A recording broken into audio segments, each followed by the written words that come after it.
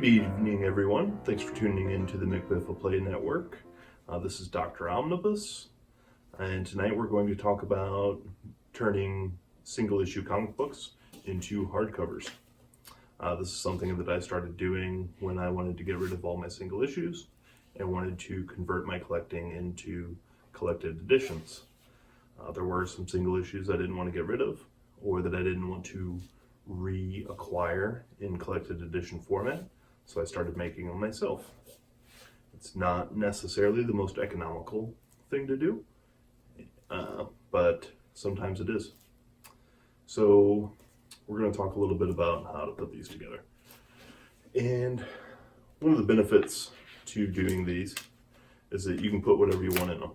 So if you have an odd assortment of comics that you want in a collected edition, so be it. You can put whatever you want in here. This is a collection of Venom stories, including Amazing Spider-Man 300, Web of Spider-Man, Lethal Protector, Funeral Pyre, and The Madness.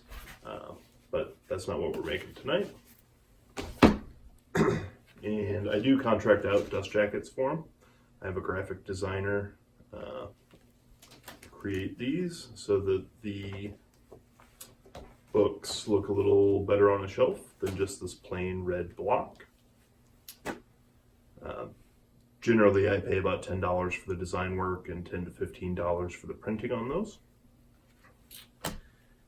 And tonight, I will be binding the Cheap Keys checklist.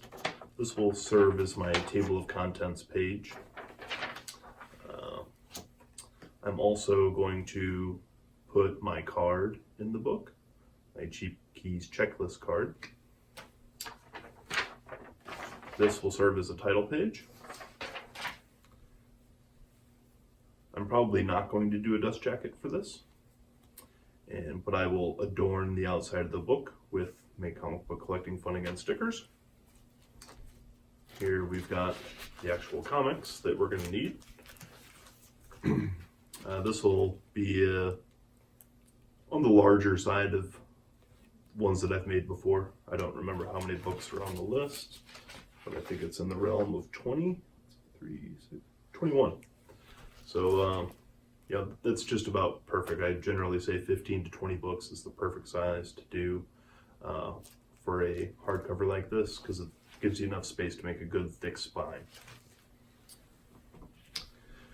So before we get into the actual processes, I'm going to talk about some of the tools that you need and other supplies. First one is book cloth. You can get this at any specialty art store, not like a Michael's or Hobby Lobby, but like a real art store. You can get this, it's going to run you about 12 bucks to get enough to do one of these.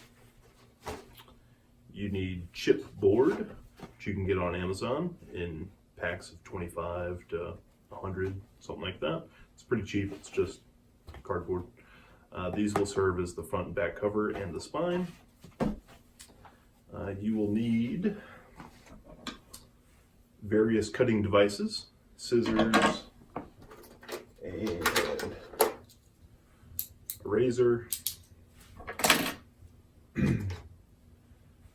This is called an awl. You use it to pierce a hole in the side of the comic. Bone folder helps you press out creases from your book cloth when you've affixed it to the chipboard. You'll need a permanent marker, pH neutral PVA glue. This is about 10 bucks a bottle. You can get smaller sizes though, if you don't feel you need this much. I've made quite a few of these, so I generally buy the big bottles. Let's see, permanent marker, brush for the glue, book tape. I use linen, but really any durable material can be used. We'll get more into that when we come across it.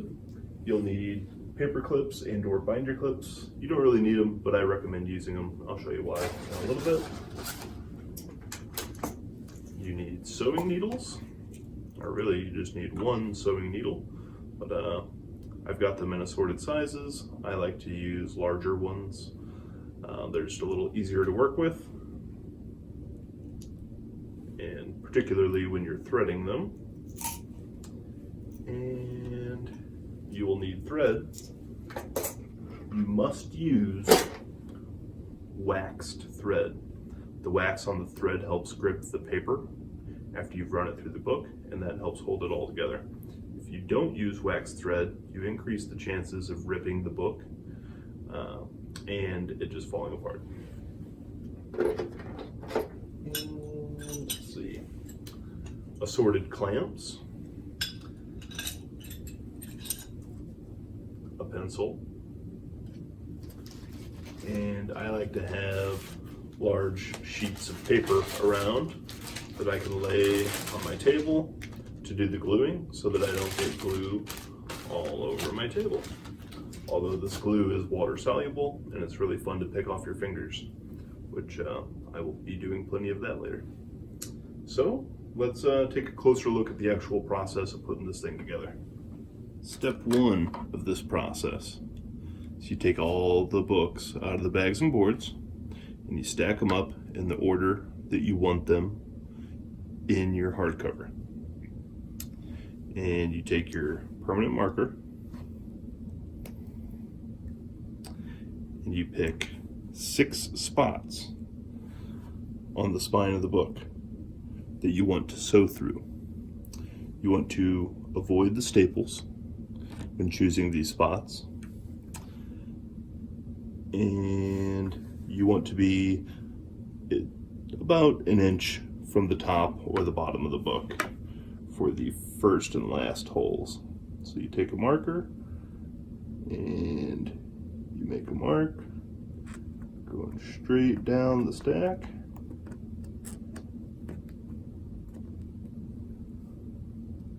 And I do it a couple times going each way because some of these books are black where I'm marking, so it's a little hard to see the spot, but it's really important to get these straight. So even though they're black, you can see the sheen difference created by the marker. And I'll come down to the bottom and I'll do the same thing.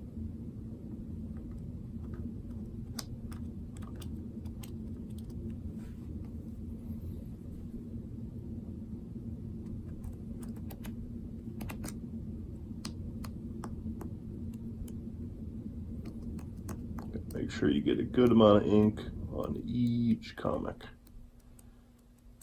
Not something you hear said too often, but that's the goal.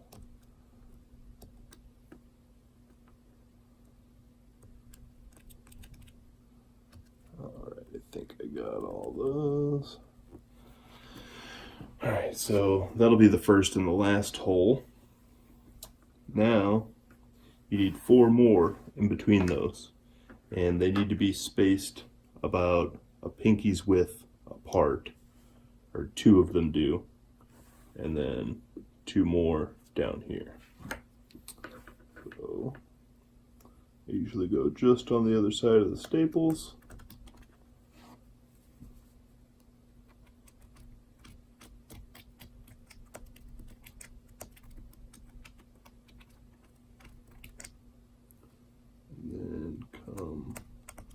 A little ways down, and in between these 2 lines is where that linen book tape I mentioned is going to go. That's going to help keep all these issues straight while you're sewing them. Then do 2 more down here.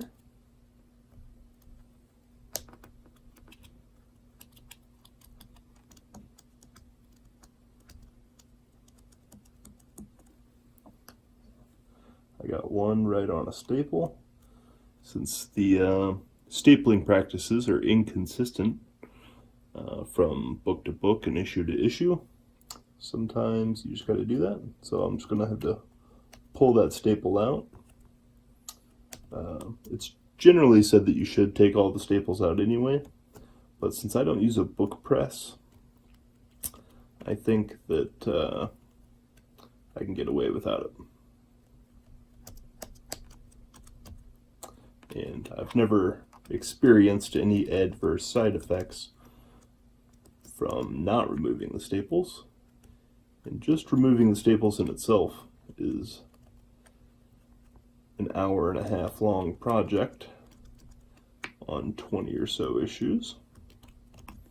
All right, so now we've got 6 lines going up and down the books.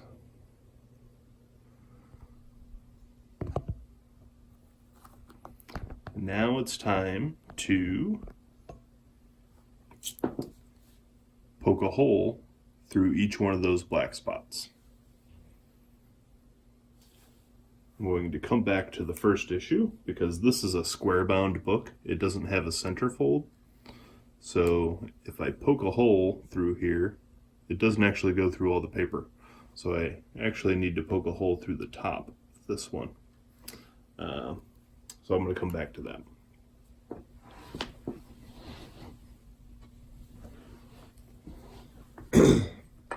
So when you're poking the holes, you want to open up to the centerfold of the book, and oftentimes you'll find that there's posters and stuff like that in the centerfold. If you want, you can take those out, or you can leave them in. I don't like to leave them in because it just makes the book thicker than it needs to be.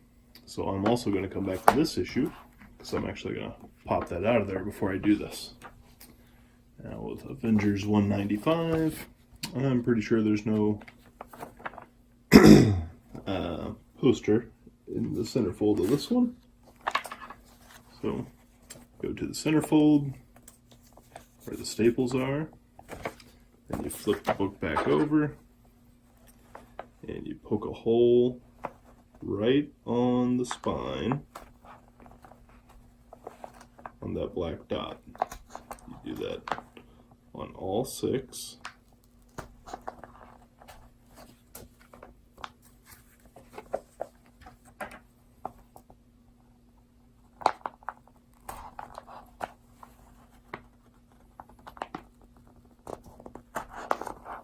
And you want to be careful where you keep your fingers when you're doing this, because you will probably stab yourself. I've done it countless times. So that's how you go through. You poke a hole through each of the 6. Now I'll go ahead and show you the process for dealing with these square bound issues. And so you find your hole, or sorry, you find your black mark that you made on it, and you want to go to the front of the book or the back, it doesn't really matter, and come about 1/4 inch in on the front of the book and kind of drill through until you get all the way through the book. And you really only need to do it for the first and the last hole on these. You can skip these center ones. So now we're going to sew through that hole later instead of on the spine. And then I'll find the one at the bottom. And you want to make sure it's about the same distance in on the cover. And you just work your way through it.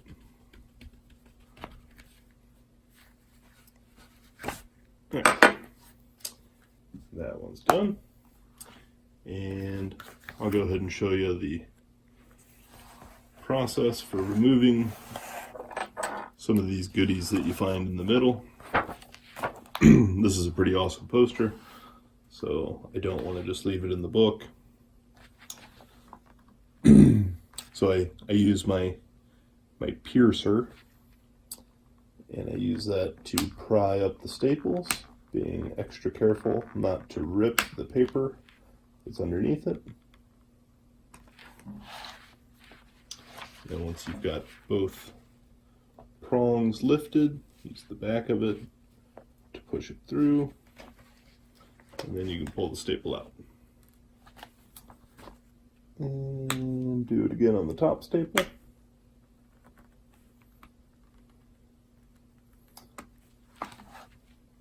And then once you've got both up, you can pull the poster out. It's fully intact, except for the holes from the staple. And then I'm going to fold this staple back down, because if I don't, all these pages will be loose, and I don't want them to get out of order.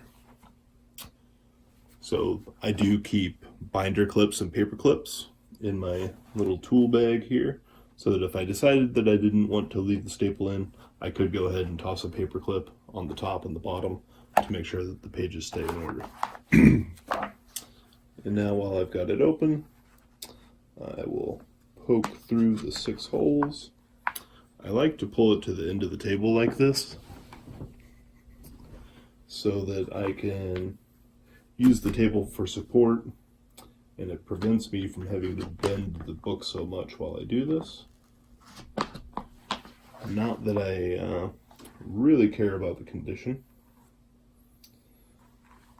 since I'm pretty much taking all of these books to a restored status anyway, or something like that. You know, they get completely ruined as far as grade goes. Now, I didn't realize this when I was putting the staple back in, but my first mark is right on that staple. So I am going to remove that top staple.